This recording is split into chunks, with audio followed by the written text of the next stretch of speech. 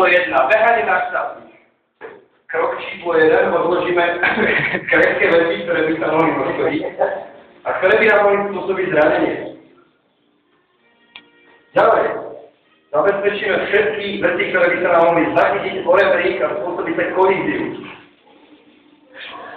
Za tretie, pomôžeme sa, aby nám Boh dal silu a radosť. O milostivý Bože, daj nám silu, aby sme prežili tento pokus. A lekciu číslo 1 poď na štátu. Pristúpime ku rebríku. Kontrolujeme technický stav rebríka. Stírajte stíraj, trouba robí.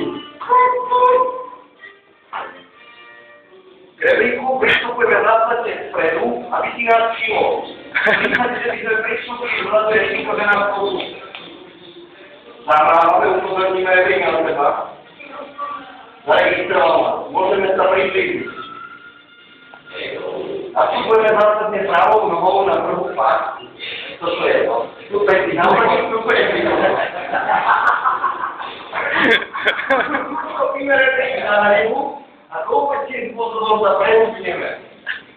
Ela, hop. Nastavná poloha, číslo 1.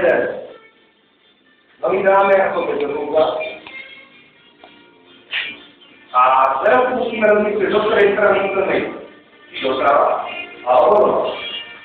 Zvolíme pravú stranu, lebo tam je sympatickejšia.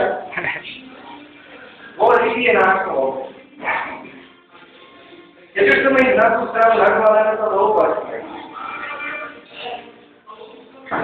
Aha, prvý krok, dotiahneme. Náklon, druhý krok, dotiahneme. Dotiahneme ešte viac. Náklon, ďalší krok, dotiahneme. A teraz do druhej. Teraz do ľavej strany. Náklon. Vaša strana nám je sympatická. Náklon. A dotiahneme. Náklon. Pohyb. A dotiahneme. Náklon. Pohyb. A dotiahneme. Náklon. Pohyb. A dotiahneme. Lekcii číslo 2 sa naučíme celé veľký nastaviť. K čomu máme aj našu figurálnu ústava, prostý záber, ktorý obľúbuje skladku živnice. Dobre, týmto by sme mohli skočiť na prvú kapitolu.